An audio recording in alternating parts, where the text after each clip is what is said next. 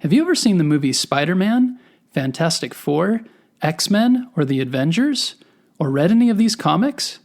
Did you know they were all written by the same man? He was a very talented writer from New York named Stan Lee. This is the story of his life and how he became the creator of many of the superheroes that we all know and love today. Stan Lee was born in New York City in 1922. His real name, when he was born, was Stanley Martin Lieber. Stanley's parents were Jewish immigrants from Romania. Unfortunately, when Stanley and his brother Larry were growing up, his family was quite poor. He was a kid during the Great Depression, which was a time when many people in America did not have much money, and there were not many jobs available. Stanley's family lived in an apartment that was so small that Stanley and Larry shared a room together, and their parents slept on a fold-out couch in the living room. But they were a happy family, and the Lieber brothers played together and loved reading books and watching movies about heroes. When he was a teenager, Stanley went to DeWitt Clinton High School, where he loved writing and he dreamt that one day he would write a great novel. He worked part-time during high school writing short articles for newspapers. When Stanley was 15, he entered a high school writing competition called the Biggest News of the Week contest. He won the prize for 3 straight weeks in a row. This made Stanley start to believe in himself as a writer and think that he might be able to be a professional writer one day. By the time Stanley graduated from high school, the Depression had finally ended, but it was still very difficult for people to find a job. Stanley needed money, so he worked at a local movie theater. He eventually heard that the publishing company that his uncle worked at was hiring, so he applied and got a job as an office assistant. The publishing house is a company that makes newspapers, books, or comic books. The company Stanley worked for was called Timely Comics, and his job was to fetch things for the artists, proofread their writing, and edit their drawings.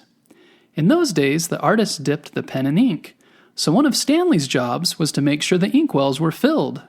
He also went out every day to get the artists their lunches. When Stanley started working at Timely Comics, he didn't realize he had started his lifelong career. At the time, comics were considered kind of silly, and Stanley wanted to be a serious writer, so he didn't think that he would work in the comic book industry for very long. However, he worked very hard in his job, and as a result, Stanley was eventually promoted from office assistant to editor and writer. An editor is a person that is in charge of deciding what the final content of a newspaper, book, or comic will be. As an editor and writer, Stanley wrote his first comic book for Timely Comics in 1941. It was called Captain America Foils the Traitor's Revenge.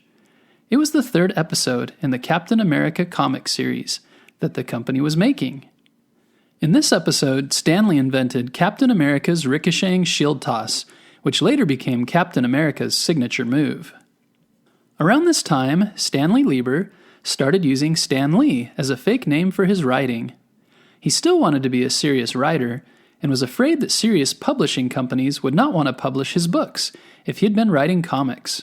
So he used a fake name, and after a while it stuck, and he eventually changed this to be his legal name.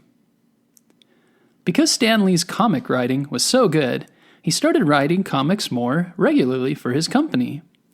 He was only in his 30s, but he showed a knack for business, so he kept getting promoted into higher-level roles.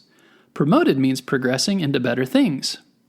Stan Lee stayed with the company for nearly 30 years, until 1972. When World War II started, Stan Lee left Timely Comics for a job to join the Army. He worked as a writer and illustrator for the Army along with a few other jobs. He eventually moved to the Army's training film division, where he worked writing manuals, training films, slogans, and occasionally cartooning.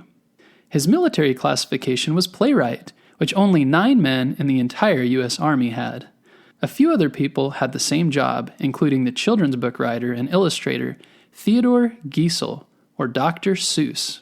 After the war ended, Stan Lee moved back to New York and went back to his old job at Timely Comics. In 1947, he got married to a woman from England named Joan. Together they had 2 daughters, Joan Celia, or J.C. Lee, and Jan Lee, who unfortunately died when she was just a baby. In the mid-1950s, Timely Comics changed its name to Atlas Comics, and later DC Comics, and then in the 1960s to Marvel. Stan Lee wrote stories in a lot of different genres, or categories of writing, including romance, westerns, humor, science fiction, medieval adventure, horror, and suspense. In the late 1950s, superhero comics were becoming more popular. Stan Lee was getting bored of the stories he was writing, and so his wife suggested that he try writing a superhero comic. The first superheroes that Stan Lee created were the Fantastic Four. The Fantastic Four was made up of 4 astronauts, Reed Richards, Susan Storm, Johnny Storm, and Ben Grimm, who after being exposed to cosmic rays, formed different superpowers. Reed became Mr. Fantastic, who could stretch to incredible lengths. Susan Storm became the Invisible Woman. Johnny Storm became the Human Torch. And Ben Grimm became Thing, who had a body of stone and could smash his enemies. Stan teamed up with an artist named Jack Kirby, who helped create and draw the comics. The Fantastic Four comic was immediately popular. This led Stan Lee to making other new comic series, such as The Avengers, and heroes like Iron Man, Hulk, Thor, and Captain America. Today we know these superheroes from their movies, but for a very long time they only existed in comic books. Each character had superpowers with an interesting origin story, how they became a superhero, and they had dangerous enemies. They went on adventures and battled these enemies. Stan worked with artist Jack Kirby many times over the years, and together they created new superheroes and series such as X-Men. He also worked with different artists, Bill Everett, and created Daredevil, Doctor Strange, and his most successful character, Spider-Man. Spider-Man was a teenager named Peter Parker who was bitten by a special spider that gave him super strength, webs that shot from his hand, and the ability to climb up anything and jump very far. Kids and adults all over the United States and around the world loved the characters Stan Lee created.